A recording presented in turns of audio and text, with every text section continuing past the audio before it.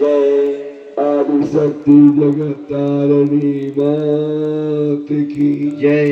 श्री सत्य सनातन धर्म की जय। शुक्लांबरधरं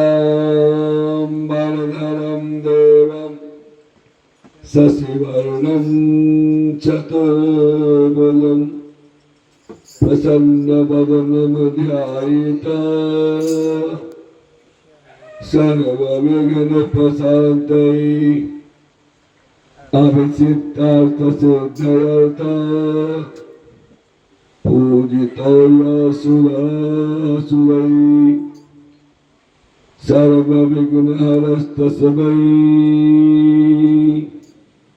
गणाधिपतये नमः। ओंकार बिंदु संयुक्तं नित्यं ध्यायन्ति योगिनं कामदं मोक्षदं चैव ओंकाराय नमो नमः। या कुन्दन्तु सारहारधवला या स्ववस्त्रा आवृता या वीणावरदण्डमण्डितकरा या श्वेतपद्मासना या ब्रह्मा अच्युत शंकर प्रभृति देवी सदा वंदिता सा मां पातु भगवती सरस्वती निःशेषजाड्यापः निःशेषजाड्यापः। राम रामेति रामेति रमे रामे मनोरमे सहस्रनाम तातुल्यं श्रीराम नाम वरानने। अतुलित बलधामं हेमशैलामणीयं धनुजवं किशानं ज्ञानिनामग्रगण्यं सकलगुणनिधानं बालराणामधीशं रघुपति प्रिय भक्तं नाथजातं नमामि। रघुपति प्रिय भक्तं नाथजातं नमामि। श्री कृष्णाय गोविन्दाय हरे परमात्मने प्रणतक्लेशनाशाय गोविन्दाय नमो नमः। गोविन्दाय नमो नमः। प्रेम से वृंदावन बिहारी लाल की। फूलों से मथुरा सजाई कान्हा देखन में आई। फूलों से मथुरा सजाई कान्हा देखन आई। फूलों से मथुरा सजाई कान्हा देखन में आई। फूलों से मथुरा सजाई कान्हा देखन आई। देखने आई तो ही देखने आई। देखने आई तो ही देखने आई। देखने आई तो ही देखने आई। देखने आई तो ही देखने आई। फूलों से मथुरा सजाई कान्हा देखन में आई। फूलों से मथुरा सजाए कान्हा देखन आए। जब कान्हा का जन्म हुआ था। जब कान्हा का जन्म हुआ था। जन्म हुआ था जी जन्म हुआ था। जन्म हुआ था जी जन्म हुआ था। जब कान्हा का जन्म हुआ था। जब कान्हा का जन्म हुआ था। सो गया कंस कसाई, कान्हा देखन में आई। सो गया कंस कसाई, कान्हा देखन आई। सो गया कंस कसाई, कान्हा देखन में आई। सो गया कंस कसाई, कान्हा देखन आई।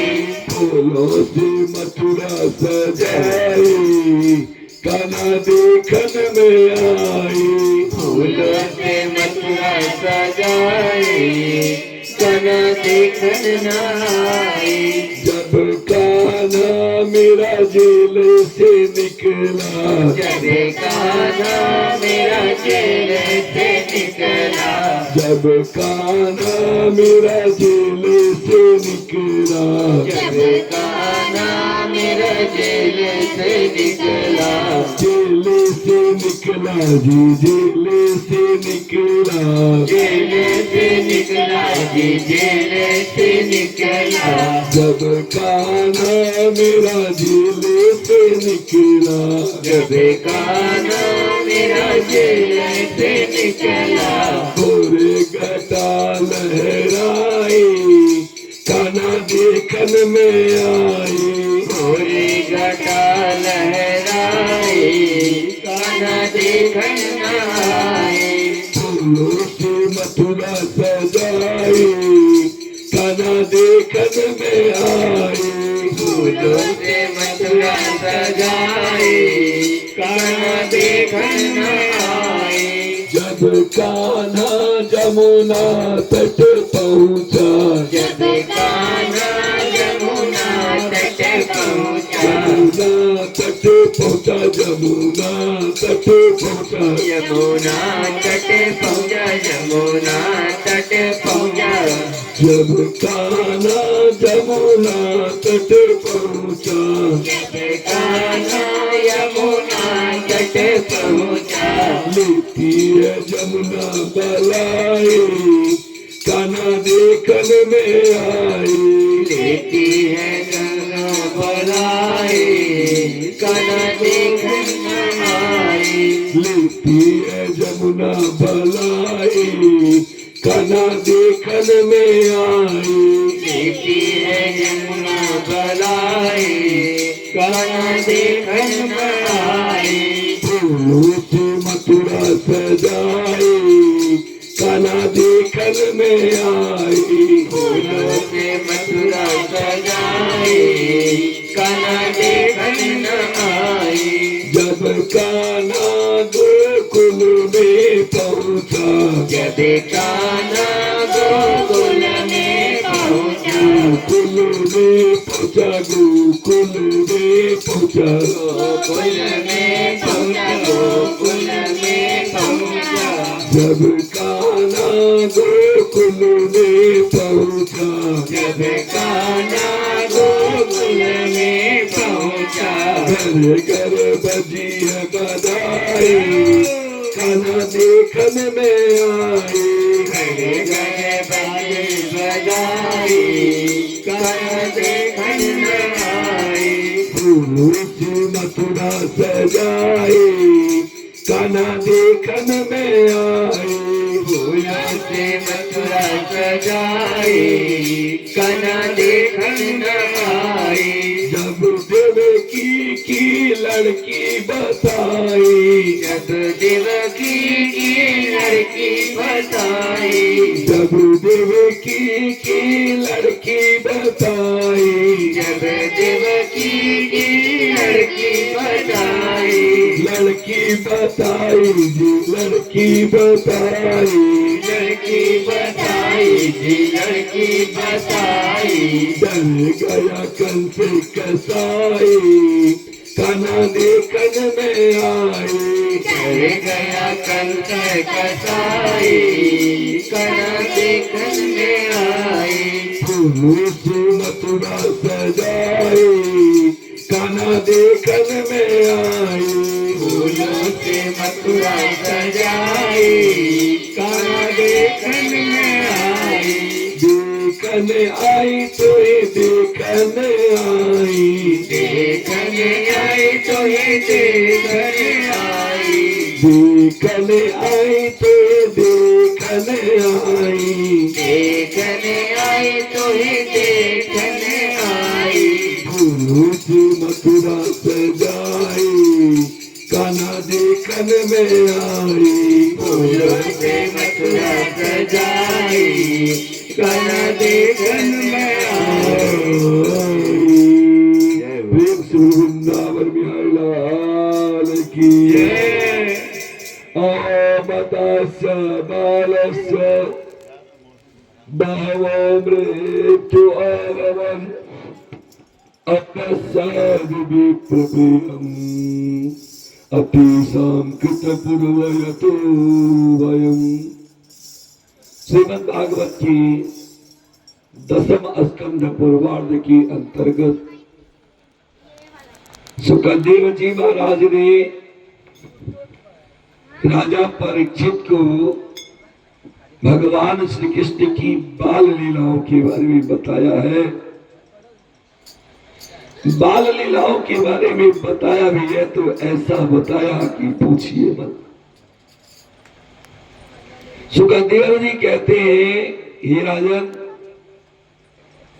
गोकुल में नित्य नए नए उत्पात होने लगे। पूतना वध, तृणावर्त वर्ध, सकट भंजन और यमुना अर्जुन की वृक्षों का गिरना, इन सबको देखने के बाद गोपों ने विचार किया कि अब इस जगह पे ज्यादा देर तक रहने लायक नहीं है। जहां जरूरत से ज्यादा उत्पात होने लगे उस जगह को छोड़ देने में ही भलाई है। ग्वाल वालों ने विचार किया, सबने मिलके नंद, सुनंद, महानंद, उपनंद आदि वयोवृद्धों को कहा कि वे देखो, ऐसा है कि हमें लगता है कि अब गायों के लिए चरने का जो जमीन है, चारागार है, वो खत्म हो गया। जगह जगह पे गाय के गोबर है, घास में गोमूत्र है, और गायों का स्वभाव होता है कि गाय बिना सूंघे कुछ खाती नहीं है, तो अब गाय चरती भी नहीं। यहां जगह रहने लायक नहीं है, तो एक काम करते हम लोग कहीं और चलते। कहां चले? तो सुनंद जी महाराज ने कहा कि यहां से कुछ दूरी पर वृंदावन है, जहां पर भांडी वट है, यमुना जी का किनारा बड़ा सुंदर है, ताल वन है, मधुवन है, और इसके साथ साथ गोवर्धन पर्वत है। उनका नाम ही गोवर्धन इसलिए है क्योंकि वहां पर गायों के संवर्धन की भरपूर व्यवस्था है, इसलिए उनका नाम गोवर्धन है। गायों के चारे के लिए भरपूर व्यवस्था है, तो इसलिए उनका नाम गोवर्धन है।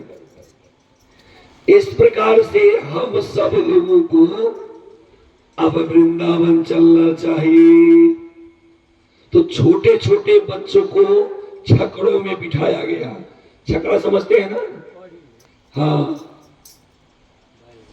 हाँ, पहले छोटका काका क्या हम लोगों ने देखा था, लकड़ी के चक्का वाला बड़ा सा वो गड़ी हुआ करता था, खूब आवाज आवे। हाँ, तो वो इस छकड़े में बच्चों को, वृद्धों को, स्त्रियों को बिठा करके लेके चले। बाकी ग्वालपाल लोग अच्छा करते हुए पैदल ही चले। पहुंचे वृंदावन में, लेकिन बहुत सारी स्त्रियां, बहुत सारे ग्वाल बाल अभी भी गोकुल में ही है, और वो बार बार कान्हा को याद किया करते। वृंदावन में पहुंचे और चारों तरफ वृंदावन की हरियाली को देख के मन मंत्रमुग्ध हो गया। वृंदावन में ही भगवान ने गोचारण करना शुरू किया। जब भगवान अच्छे से चलने लायक हो गए तो एक दिन मैया से जिद करते हैं, मैया अब मैं बड़ा हो गया हूं। मैया ने कहा कैसे बड़ा हो गए? तो भगवान के पास एक छोटा सा डंडा होता है, उसको अपने पास खड़ा किया तो थोड़ा सा ही छोटा रह गया वो डंडा। तो भगवान कहते मैया अब मैं बड़ा हो गया हूं। तो बड़ा हो गया हूं, मेरा कर्तव्य है कि मैं बाबा को आराम दूं। मेरे रहते बाबा गाय चराने के लिए जाते हैं, मुझे अच्छा नहीं लगता, अब मैं गाय चराने जाऊंगा। मैया लगी रोने, अरे बाप रे बाप, इतना छोटा लाला और गाय चराने जाएगा। बेटे गाय ऐसे नहीं चलती, गायों को चराने के लिए ब्रह्म मुहूर्त में जाना होता है। गाय कब चरने के लिए जाती थी पहले? हाँ, सुबह ही निकल गए भोर में, और आना कब है? गोधुलिया में, गदबेर में। तो दिन भर गायों के पीछे रहना पड़ता है। मेरे बच्चे तो गाय नहीं चरा पाएगा। बहुत सारे ग्वाल बाल हो, नंदराय जी अपने हैं वो चरा लेंगे, लेकिन भगवान ने जिद पकड़ ली, नहीं मैया मैं ही गाय चराने जाऊंगा। भगवान के आगे किसी की आज तक चली है जो मैया की चलती?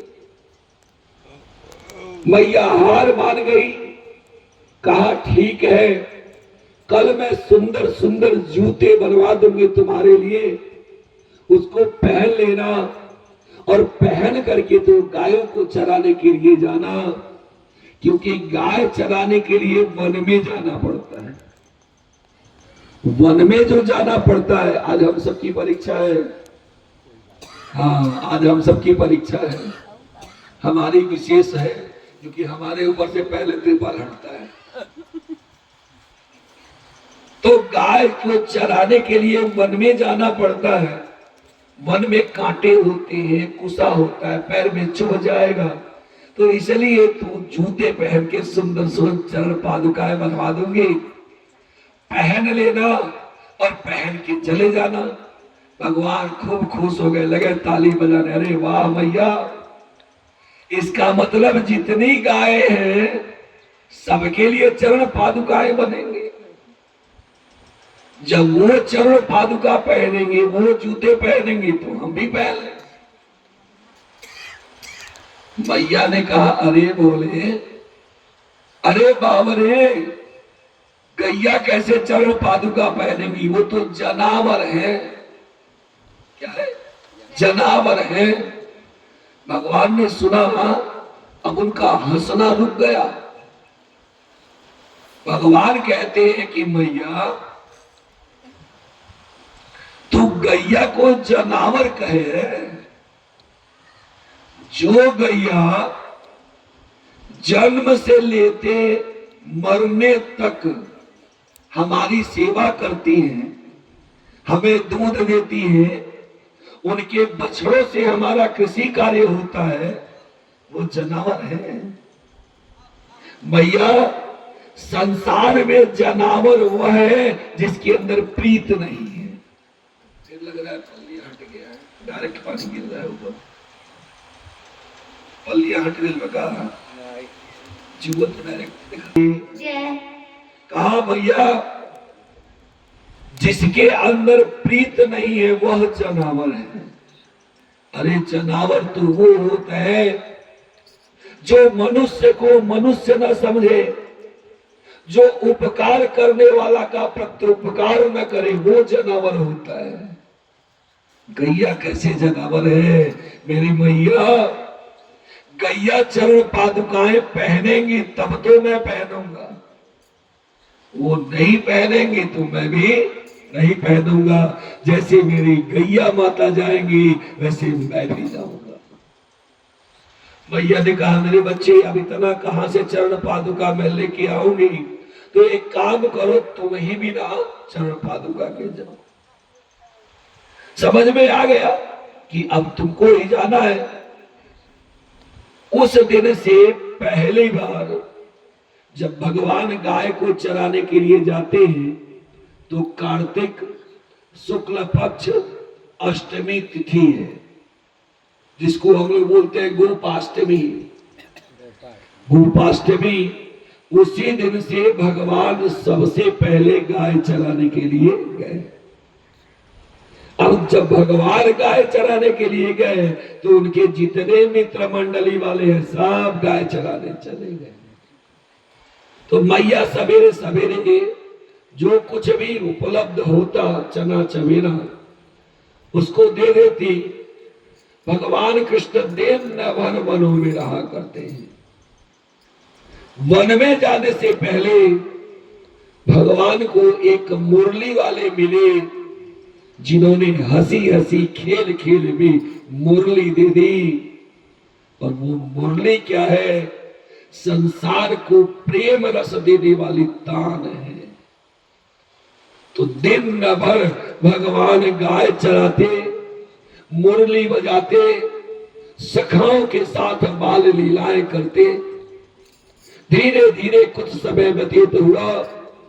भगवान जहां गाय चराने के लिए जा रहे हैं उसी समय एक असुर होता है, नाम है बकासुर। बगुले का रूप धारण करके आता है, भगवान के ऊपर चोंच का प्रहार करना चाहता है। भगवान ने उसके चोंच को पकड़ा, एक चोंच को पैर से दबाया और दूसरे से सीधे उसके मुंह को फाड़ दिया। प्रेम से श्री कृष्ण चंद्र भगवान की जय। भगवान ने बकासुर का वध किया। भगवान के अंदर एक बड़ी विशेषता है, वो अपने से परे किसी को नहीं देखते। तो बाल लीला करते करते कई बार ऐसा होता कि भगवान मित्रों के आगे की रोटी झपट लेते। जब देखते कोई मेरा मित्र रूखी सूखी लेके आया है तो वो उनकी रूखी सूखी झपट लेते और इनके पास जो बढ़िया होता माखन वगैरह वो दे देते, मित्र को खिला देते। कई बार ऐसा होता कि मित्र लोग खा रहे हैं और उनके मुख से आधी टुकड़ा रोटी छीन लिया और प्रेम से खाने लगे। अब ये चीज ब्रह्मा जी देख रहे। ब्रह्मा जी को हो गया मोह। ब्रह्मा जी ने सोचा ये परम ब्रह्म परमात्मा है जो इस प्रकार से रोटी के टुकड़े को झपटते हैं। कहीं ऐसा तो नहीं कि हम लोग एक सामान्य बालक से बहुत सारा आस लगा के बैठे हो। तो एक दिन जब भगवान गाय चराने के लिए गए तो ब्रह्मा जी ने सारे गाय और ग्वाल बालों का हरण कर लिया और लेके गए एक विशाल काय कंदरा में डाल दिया और सबको निद्रा से अभिभूत कर दिया और बाहर बड़ा विशाल सा पत्थर डाल दिया। शाम हुई, जब चलने का समय आया तो भगवान समझ गए कि ब्रह्मा जी ने अपनी कुछ विशेषता कर दी है। तो भगवान ने बांसुरी बजानी शुरू करी और जो बांसुरी बजानी शुरू करी तो जैसे जैसे बांसुरी की लौ निकल रही है वैसे वैसे ग्वाल बाल गायें सब प्रकट हो रही। भगवान ने अपने स्वरूप का विस्तार किया, जितनी गाय ग्वाल बाल सबको बढ़ा दिया। ब्रह्मा जी एक घड़ी तक मोहित रहे। ब्रह्मा जी का एक घड़ी हमारा कईयों हजार बरस बीत जाता है। उतने दिन तक वृंदावन में किसी को पता नहीं चला कि गाय हमारे घर में नहीं आ रही। बछड़े भी वैसे ही दूध पीते रहे, ग्वाल बाल के साथ भगवान भी वैसे ही लीला करते रहे। आधी घड़ी के बाद ब्रह्मा जी को लगा कि बाप रे बाप, वृंदावन में तो पूरा का पूरा भूकंप मच गया होगा, हाहाकार मच गया होगा। जब देखते हैं तो वृंदावन में किसी को कान पे जू नहीं रह रहा है। तब जाकर के ब्रह्मा जी को ज्ञान आया कि वास्तव में जिनकी मैं परीक्षा ले रहा था, जिनको देख करके मैं मोह से अभिभूत हो गया, वो कोई साधारण जीव नहीं, परम ब्रह्म परमात्मा है। दूसरे दिन भगवान जो गाय चराने के लिए गए, तो ब्रह्मा जी ने सारे गायों को मुक्त कर दिया, ग्वाल बालों को मुक्त कर दिया। तो जैसे जैसे गाय ग्वाल बाल आ रही हैं, वैसे वैसे भगवान अपना रूप समेट रहे हैं। एकांत मिला, ब्रह्मा जी भगवान की स्तुति करते हैं, प्रभु अस्यापि देव बपुसो मद अनुग्रह स्वेच्छामयं मनसतु भूतमयस्य कुअपि निशे महत्वैव सतुं मनसान्तरेण साक्षात्तयैव किमतुस्मि सुखानुभूति। हे प्रभु, मैं बहुत दुख के साथ कह रहा हूं, मैं आपके स्वरूप को पहचान नहीं पाया, मैं भ्रम में पड़ गया, मैंने आपकी परीक्षा ली, बार बार मैं आपसे क्षमा याचना करता हूं। भगवान ने कहा ठीक है महाराज, परीक्षा ले ली, आपको ज्ञान हो गया, अब आप अपने लोक को जाएं, नहीं तो मेरी लीला में बाधा पड़ जाएगी। धीरे धीरे कुछ समय व्यतीत हुआ।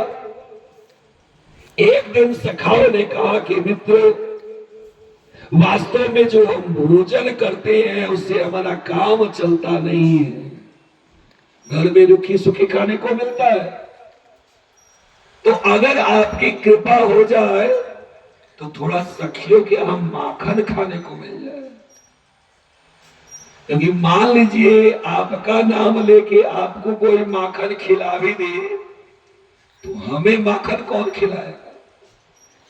इसलिए प्रभु एक कृपा करे, सिर्फ इतना करे कि हम लोग माखन को चख ले। भगवान ने कहा ठीक है, सबको माखन चाहिए तो चलो। अच्छा, उन दिनों माखन वगैरह शिखर पर रखा जाता था, तो भगवान सारे लोगों को एक साथ मिला लिए और अपने ग्वाल बाल टोली के सरदार बन गए। बच्चों ने कहा आज से आप हमारे सरदार हो गए, हम आपके सेवक हो गए। भगवान चलते हैं। अच्छा, जिसके पास ज्यादा प्रेम होता है, गोपियां इतना भगवान से प्रेम करती हैं कि वो चाहती है कि हमारे यहाँ आवे, और भगवान जब जाते हैं तो उनका कंप्लेन भी लेके जाती है मैया के पास कि मैया अगर कहो तो 2-4 हांडी माखन भिजवा दो। मैया कहती है भाई मेरे पास तो ऐसे दुनिया भर का जितना चाहिए आप लेके जाओ। ऐसा क्यों बोल रही हो? कहा इसलिए क्योंकि कान्हा जाते हैं, माखन खाए वो तो ठीक है, मटकी भी फोड़ देते हैं महाराज। तो इसलिए हम तो बार बार कहेंगे कि अगर उनका पेट नहीं भरे तो थोड़ा सा माखन हम दे दे। मैया एक दिन क्रोधित हो गई, भगवान को पकड़ के घर में बंद कर लिया, कहा खबरदार जाना नहीं। बार बार जाते और बार बार मुझे उलाहने सुनने पड़ते। जिस दिन भगवान नहीं जाए उस दिन गोपियां कहें क्या बात है, लाला की तबीयत ठीक है कि नहीं, आज लाला को हमने नहीं देखा। भगवान समझ जाते, कहते भैया मैं जाना नहीं चाहता, लेकिन ये जबरदस्ती मुझे खींच के लेके जाती हैं और थोड़े थोड़े से माखन के लिए मुझसे नाच नचवाती है।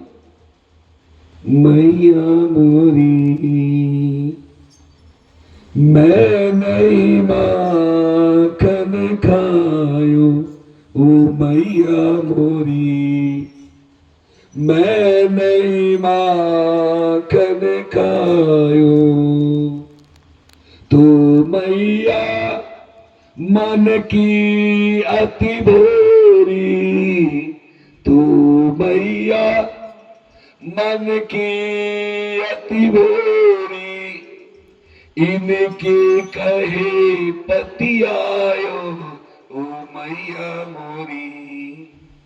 मैं नहीं माखन खायो ओ मैया मोरी, मैं नहीं माखन खायो। भोर भयो गैया ने के पीछे, भोर भय गैया ने के पीछे, मधुवन मोही पठायो ओ मैया मोरी। मैं नहीं माखन। भगवान और बहाने देते क्या? मैं पहियन छीको को छोटो, मेरो बहन छीको को छोटो, अकेही विधि छीको पायो ओ मैया मोरी। मैं नहीं माखन खायो।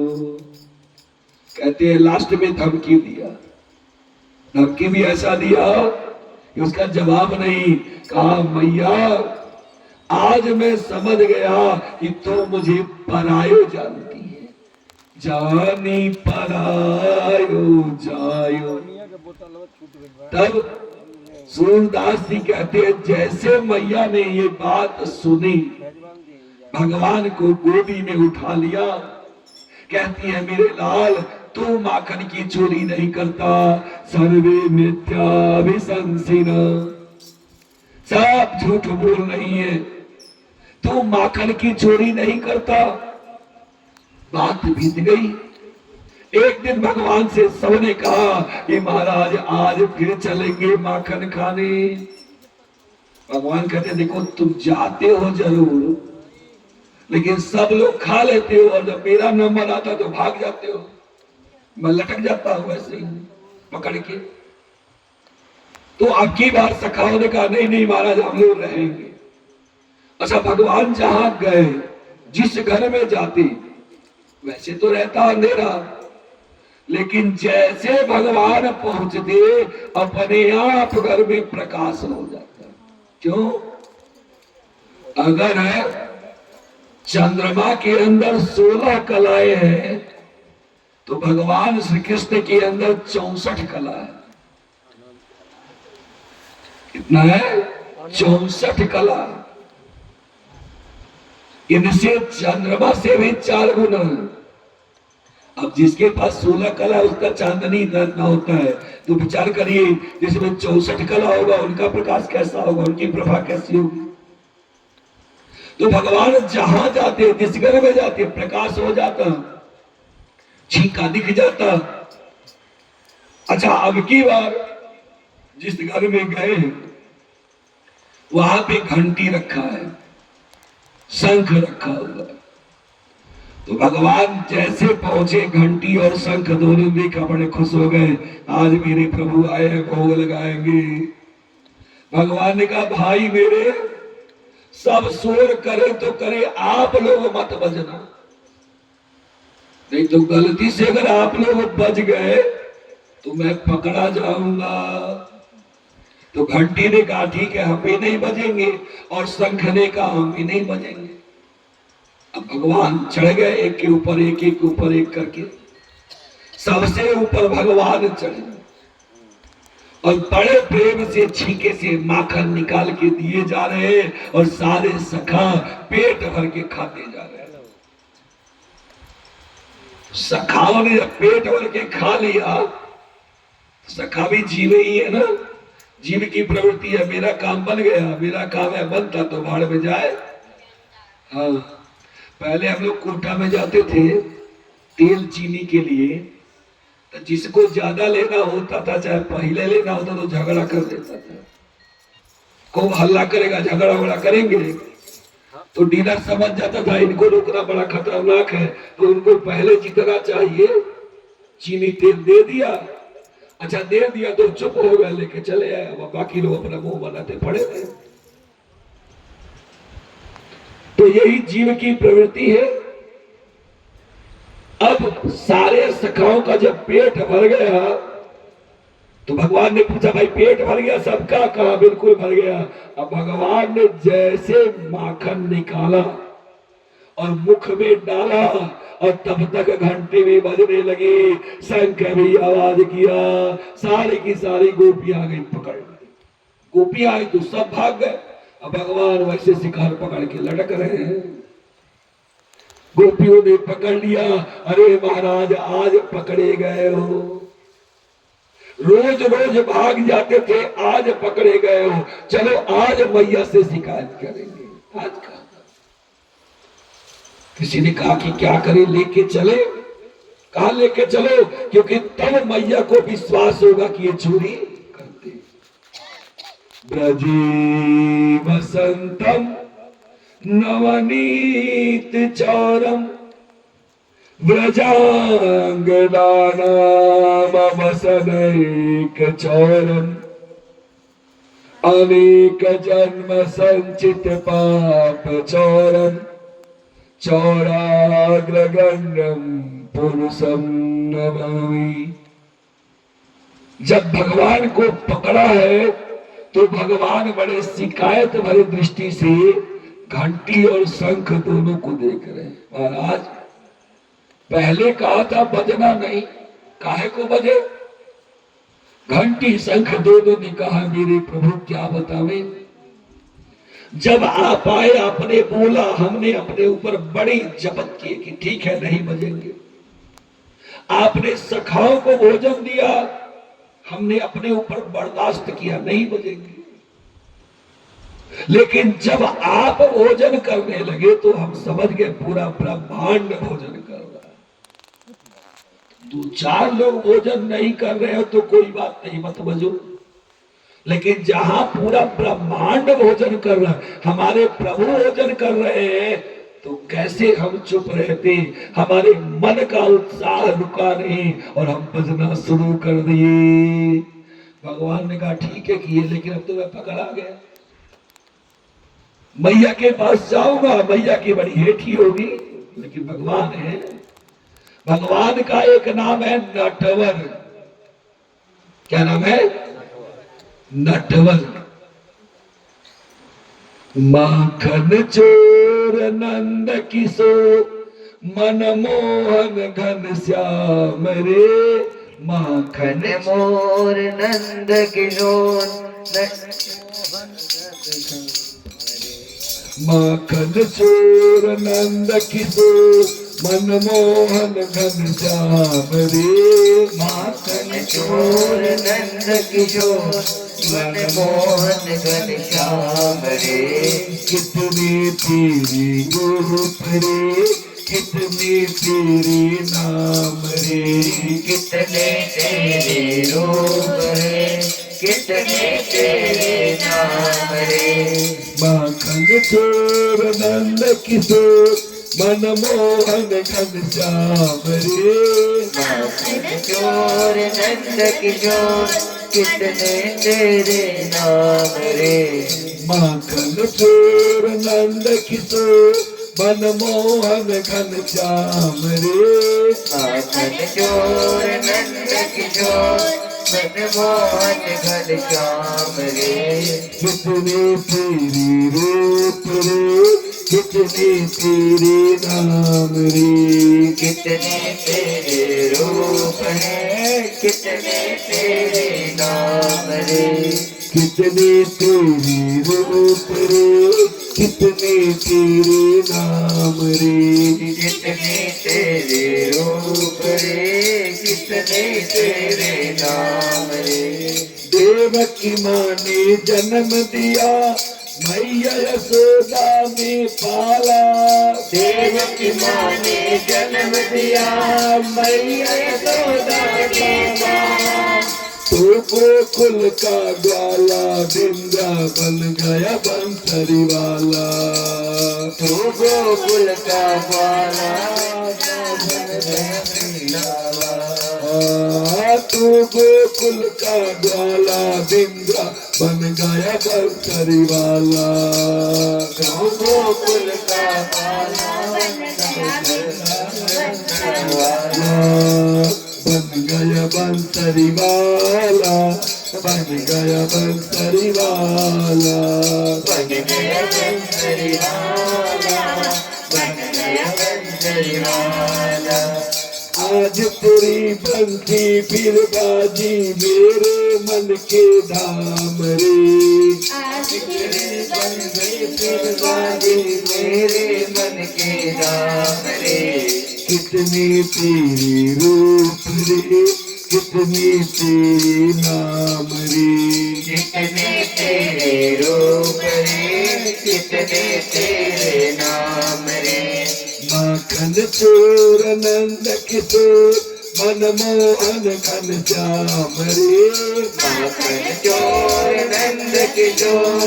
खुद श्याम रे नाम रे कितने तेरी रूप रे कितने तेरी नाम रे कितने तेरे रूप रे कितने तेरे नाम रे काली नाग के साथ लड़ा तो जाल में कंस को मारा काल नाग के साथ लड़ा तो जाल में नाग को मारा काली नाग के साथ लड़ा तो जाल में कंस को मारा काल नाग के साथ लड़ा तो जाल में कंस को मारा बाल अवस्था में ही तूने खेला खेल सारा बाल अवस्था में ही तूने खेला खेला सारा खेला खेल सारा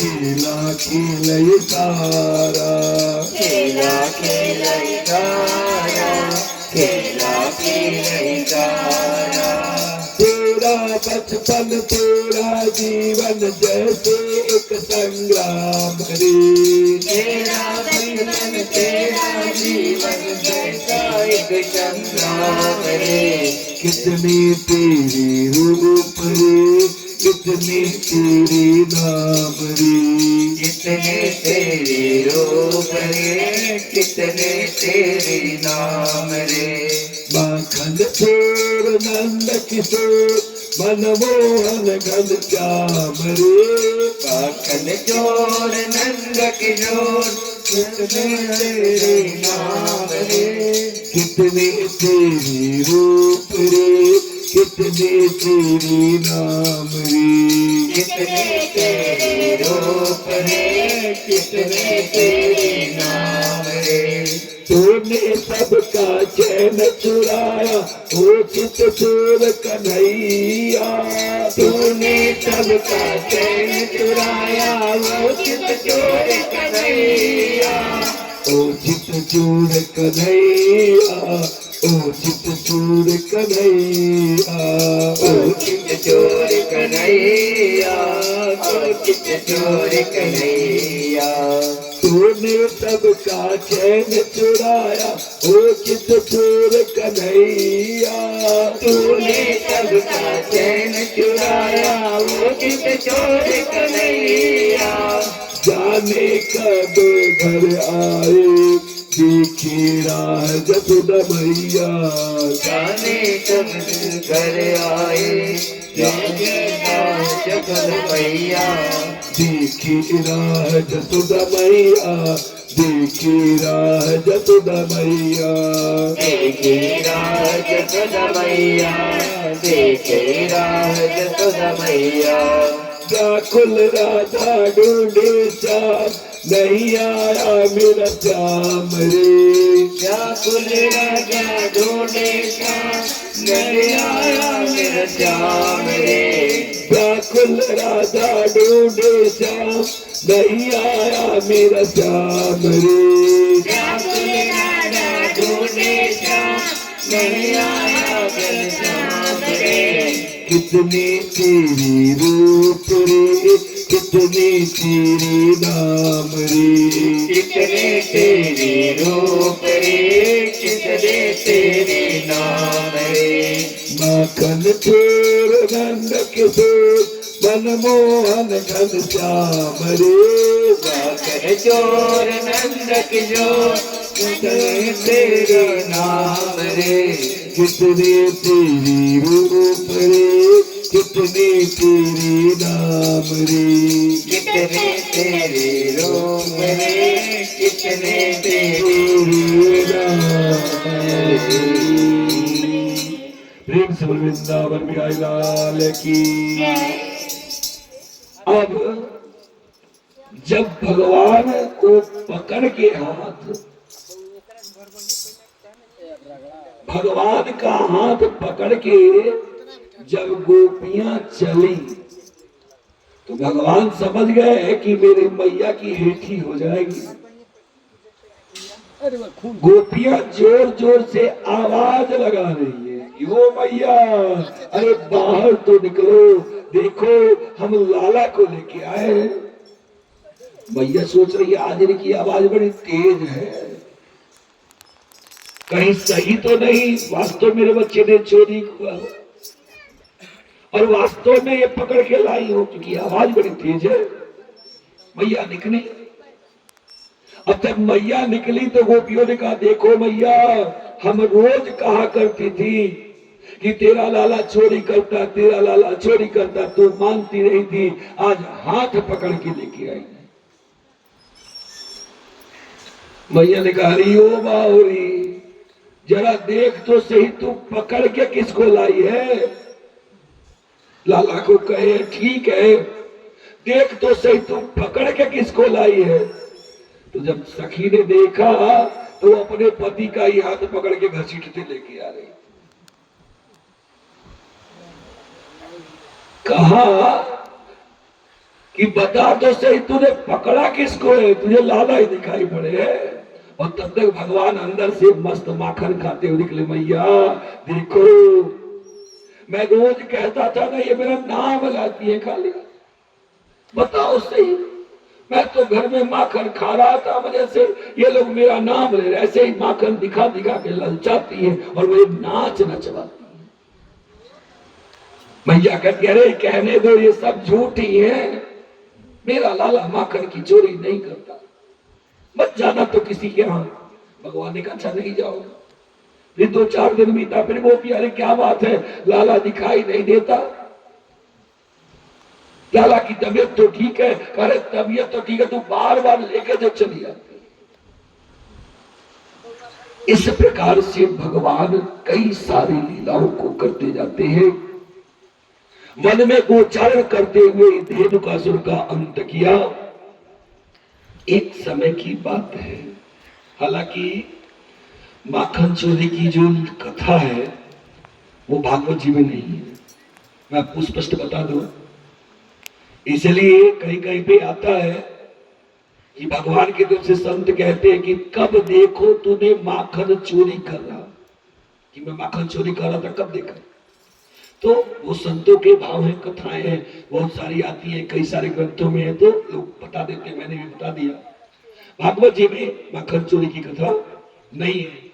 ठीक वैसे नहीं है जैसे राधिका जी के साथ रासलीला का वर्णन भागवत जी में नहीं है। क्यों नहीं, उसके पीछे बहुत सारे कारण है, कई सारे लोगों का मत है, पहला हम उसमें नहीं जाएंगे। एक बार की बात है, भगवान श्री कृष्ण बलराम जी के साथ यमुना जी के किनारे घूम रहे हैं। तो जब घूम रहे हैं तो इन्होंने देखा कि यमुना जी के अंदर बहुत सारे कुंड बने हुए हैं, कई सारे कुंड हैं। उसमें एक कुंड ऐसा है जिसका जल उबल रहा है। गलती से पशु पक्षी अगर पानी पी लेते हैं तो वहां पर वो बेहोश हो जाते हैं, अचेत हो जाते हैं।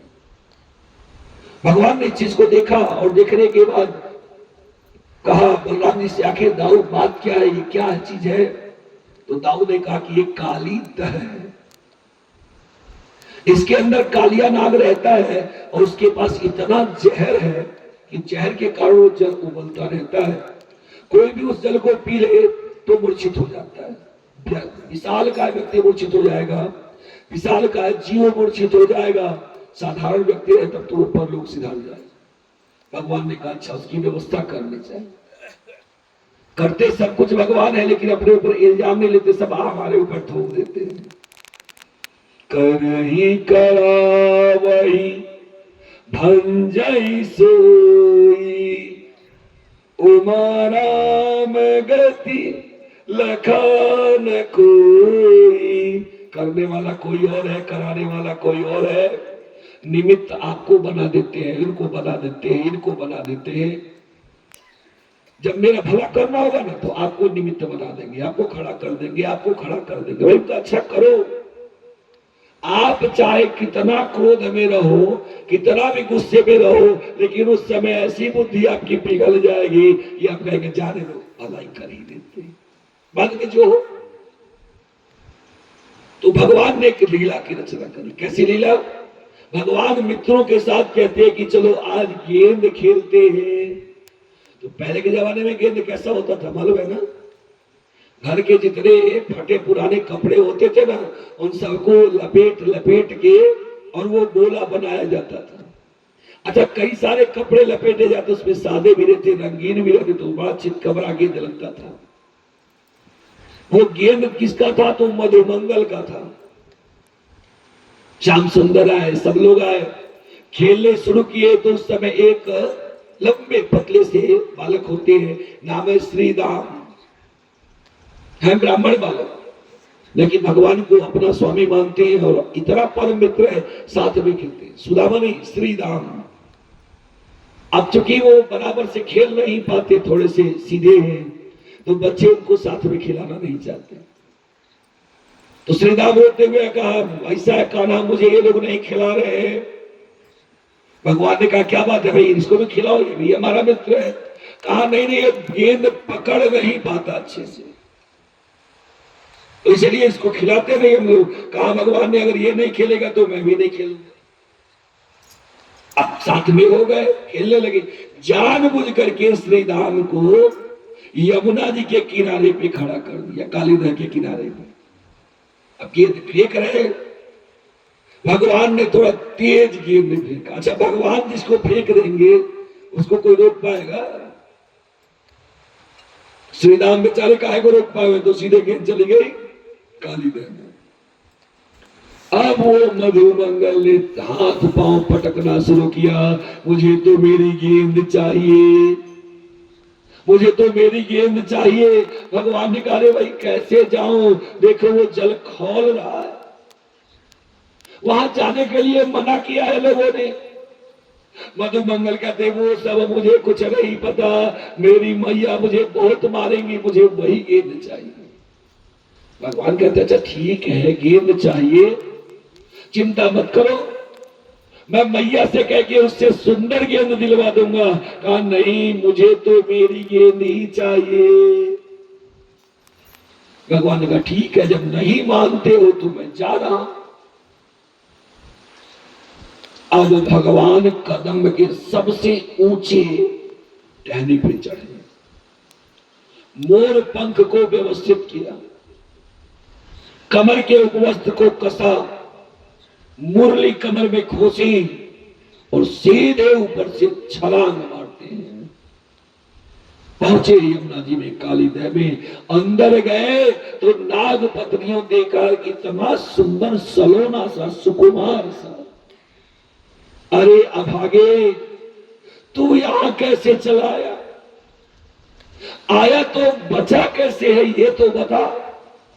भगवान कहते हैं मैया, मैं तो अपने मैया के दर्शन करने आया हूं और मेरी गेंद रह गई है, वो गेंद लेने के लिए आया हूं।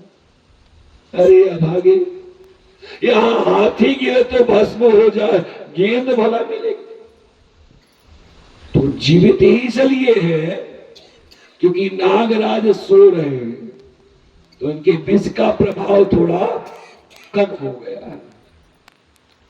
गलती से जग गए तो भी तुझे नहीं छोड़ेंगे। भगवान ने कहा मैया, जब आ गया हो तो जब तक इनसे मैं मिलूंगा नहीं तब तक मैं जाऊंगा नहीं। भगवान ने जानबूझ के जोर से लात मारी नाग देवता को। ये लात मारी, कालिया नाग फन फना के जगे तो सर्प का स्वभाव होता है दंश देना, लेकिन कालिया नाग ने पहले भगवान को पकड़ा है, ऐसा लपेटा है कि इनके शरीर को चूर कर दूं। भगवान ने जानबूझ करके अपने शरीर को फुलाना शुरू किया। कालिया नाग को लगा कि मेरे अंग प्रत्यंग अब टूट जाएंगे। उस समय जैसे ही उसने छोड़ा भगवान को, जोर से फुंकार मारी।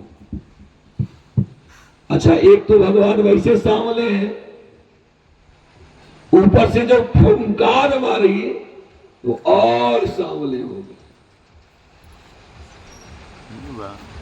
लेकिन उस फुंकार से कुछ नुकसान नहीं हुआ भगवान को। जब कालिया नाग ने भगवान को मुक्त किया, तो जैसे ही मुक्त किया वैसे ही भगवान सीधे उछलते और उछल के कहा पहुंचे कालिया नाग के फन पे। अब वहां कर क्या रहे हैं हम लोग? क्या कर रहे हैं हम लोग? क्या कहते हैं? भगवान नाच रहे हैं। आप जरा विचार करो, सर्प के फन पे नाचना क्या इतना आसान है? भगवान नाच रहे हैं ऐसा हमें लगता है, भगवान नाच नहीं रहे हैं। कालिया नाग के पास 5 फन है। कितने? 5। और जिस फन को वह ऊपर उठाता है भगवान उसी के ऊपर 1 लात देते हैं। जैसे जीव के पास है ना, काम, क्रोध, मद, लोभ, मात्सर्य, 5 है। यही 5 फन है हमारे। जो फन उठाते हैं कालिया नाग, भगवान उसी के ऊपर 1 लात मारते हैं। उनका पैर मारना, अच्छा वो ऐसा सरगम बन गया है कि हमें लगता है कि भगवान नाच रहे हैं, परंतु नाच नहीं रहे। भगवान उनके फन का मर्दन कर रहे, मान मर्दन कर रहे। अच्छा, जो रक्त की धारा निकल रही है, भगवान के पांव ऐसे सरोवर हो गए रक्त से, लगता है जैसे ओढ़ौल का फूल हो और किसी के पैर पे मसल दिया गया हो। जैसी लाली है वैसे भगवान के पैर की लाली है। भगवान नाच नहीं रहे, भगवान मान मर्दन कर रहे हैं। मारते मारते बेदम कर दिया। अब नाग पत्नियां हाथ जोड़ती, अरे महाराज अभी मैया कहा था, मैया का सुहाग उजाड़ दोगे, कृपा करो कृपा करो कृपा करो। भगवान फिर भी नहीं माने, क्योंकि एक फन पे लात मारते दूसरा फन ऊपर उठाता, दूसरे के ऊपर लात मारते तीसरा उठाता। जीव की भी यही प्रकृति है। हमारे मन में जब काम की उत्पत्ति बहुत ज्यादा बढ़ जाती है ना, तो भगवान दंड देते हैं। अब वो नीचे हुआ तो क्रोध की उत्पत्ति हो गई, वो नीचे हुआ तो मद की उत्पत्ति हो गई। काम, क्रोध, मद, लोभ, मात्सर्य। मात्सर्य का मतलब होता है दूसरे को देख के ईर्ष्या करना, समझ रहे? तो ये सारी चीजें हो रही है। जब नाग पत्नियों ने क्षमा याचना करी फिर भी काम नहीं बना, अंत में जाकर के कालिया को ज्ञान हुआ। कालिया ने कहा, महाराज वयं खला सह उत्पत्त्या अतमसा दीर्घमन्वय स्वभावे दुस्त्यजो नाथ लोकानाम यद सदग्रह।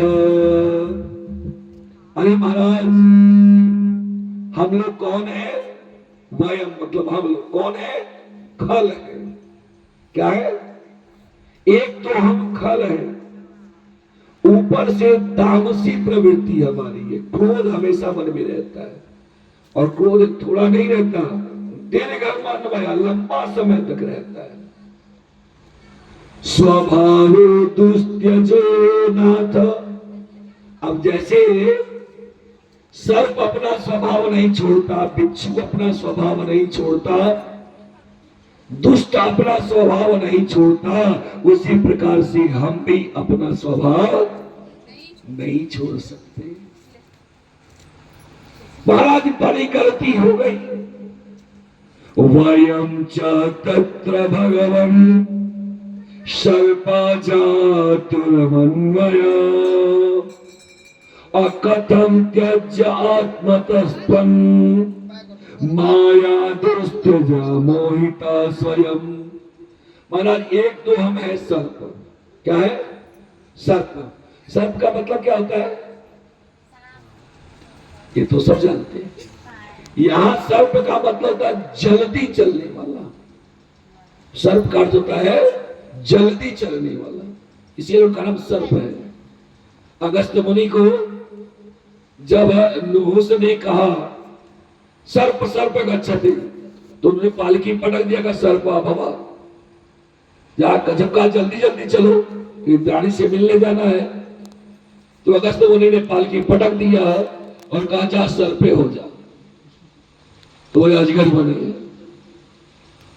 तो इस तरह से कहा एक तो हम सर्प हैं, जाति हमारी वही है, ऊपर से आपकी माया ने ऐसा मोहित हो कर दिया कि हम समझ नहीं पाए। बार बार मैं अपने अपराध के लिए क्षमा याचना करता। भगवान ने कहा अगर जीवित रहना चाहते हो तो इस जगह को छोड़ के जाओ। कहां जाओगे? कालिया ने कहा प्रभु आदेश दे, कहां जाना है? कहा रमणक द्वीप चले जाओ। आज भी वो है, उसी का नाम है स्नेक आइलैंड। यहाँ पे जाने के लिए भारत सरकार ने प्रतिबंधित कर दिया है, अब नहीं जा सकते, कोई कुछ भी नहीं लेके जा सकते। वो सर्पों का जगह ही है, द्वीप ही है, उसको स्नेक आइलैंड कहते हैं। आज के समय में उसका नाम ये है, उस समय नाम था रमणक द्वीप। सबको भेज दिया, भेजने के बाद आए, उस समय मां ने भगवान का बहुत बहुत धन्यवाद किया है, बहुत सारी आरती करी है।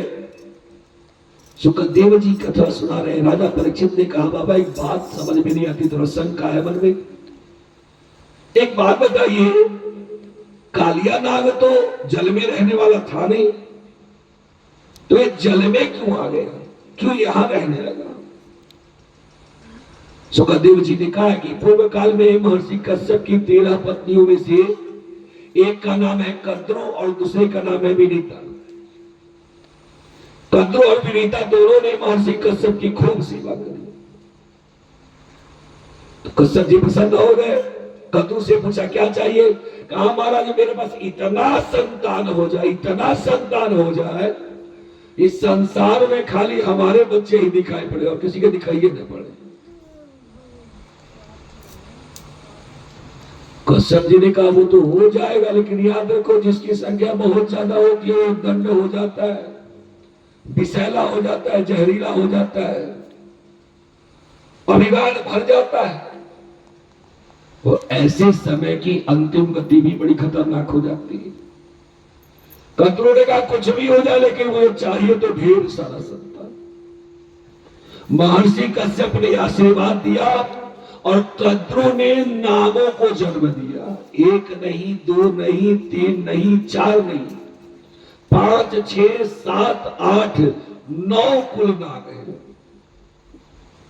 कितने नाग है? नागों का ही 9 कुल है। उसी में तक्षक है, उसी में कालियां है, उसी में धृतराष्ट्र है, उसी में शंखपाल भी है, उसी में कर्कोटक भी है। ये सारे नागों की प्रजातियां हैं। विनीता के पास कश्यप जी ने पूछा आपको क्या चाहिए? कहा महाराज मुझे ज्यादा नहीं, केवल 2 पुत्र चाहिए। कहा क्यों? कहा एक जो भगवान नारायण की सेवा करे और एक जो सूर्य देवता की सेवा करे।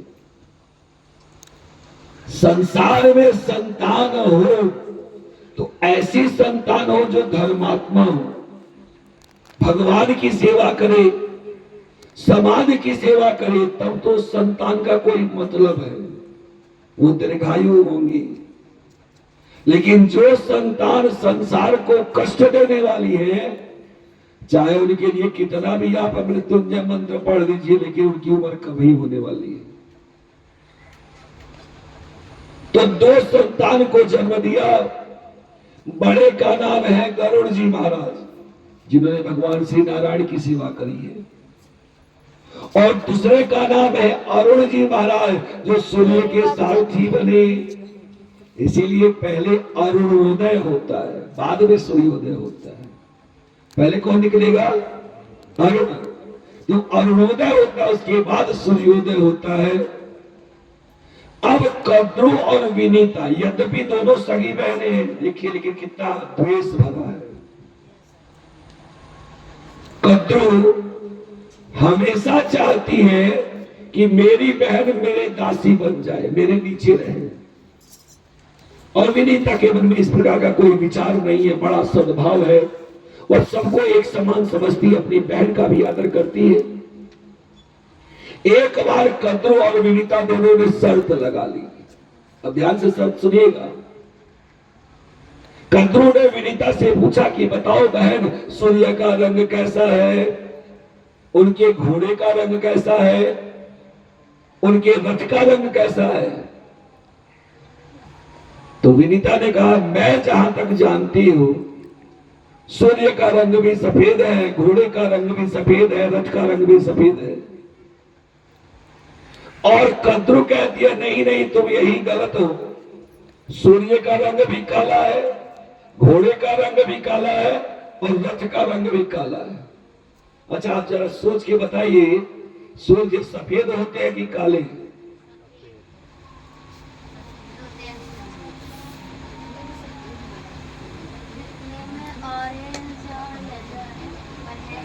आपको जान के आश्चर्य होगा कि न सूर्य सफेद है न सूर्य काले हैं, सूर्य है लाल रंग के। उनका घोड़ा भी लाल है, उनका रथ भी लाल है, यहां तक कि आप जो सूर्य बनाते हैं उनका रंग कौन सा है? उनकी पूजा भी लाल अक्षत से ही होती है। नहीं करवाते हो बात अलग है, वो अलग चीजें, परंतु होनी चाहिए। सूर्य का लाल रंग से अक्षत से, चंद्रमा का सफेद अक्षत से, मंगल का लाल अक्षत से, बुध का हरे अक्षत से, बृहस्पति का पीले अक्षत से, शुक्र का सफेद अक्षत से, शनि का काले तिल से, राहु का काले तिल से, और केतु का काले तिल से पूजन करवाना चाहिए। ये नवग्रहों का अलग अलग पूजन विधान है। हो सकता है मैं थोड़ा कम ही जानता हूं, मुझसे भी बड़े बड़े विद्वान हैं, लेकिन जो मैं जानता हूं मैंने बताया। अब सूर्य का रंग लाल है, लेकिन ये कह रहे हैं सफेद, वो कह रहे हैं काला। बात क्या है? यही समझने की कथा है। वास्तव में ये मन के भाव है। जाके रही भावना जैसी, प्रभु मूरत देखी दिन तैसी। विनीता का मन साफ है, समझ रहे हैं? वह किसी को अपने से कम नहीं समझती, इसलिए संसार में उनको केवल सफेद ही सफेद दिखाई देता है। सफेद मतलब सत्य का प्रतीक। जो सच्चाई पर चलता है उसको कोई चोर दिखाई नहीं देगा, लेकिन जो चोर हैं उनको सारा संसार चोर ही दिखाई देता है। का चोर को सारे नजर आते हैं चोर। एक बार युधिष्ठिर और दुर्योधन दोनों की बड़ी प्रशंसा भगवान कृष्ण करते, तो उस समय युधिष्ठिर महाराज की बड़ी प्रशंसा करते। तो दुर्योधन के मन में एक बात आई कि काहे ये महाराज युधिष्ठिर की खाली प्रशंसा करते, हमारी नहीं करते। तो भगवान ने कहा एक काम करो, दोनों को बुलाया।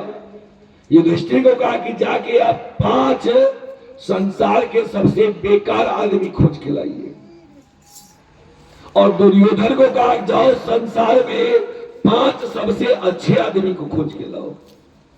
सुबह से शाम हो गई, दोनों वापस आए, ना ही युधिष्ठिर को कोई बेकार आदमी मिला और ना ही दुर्योधन को कोई अच्छा आदमी मिला।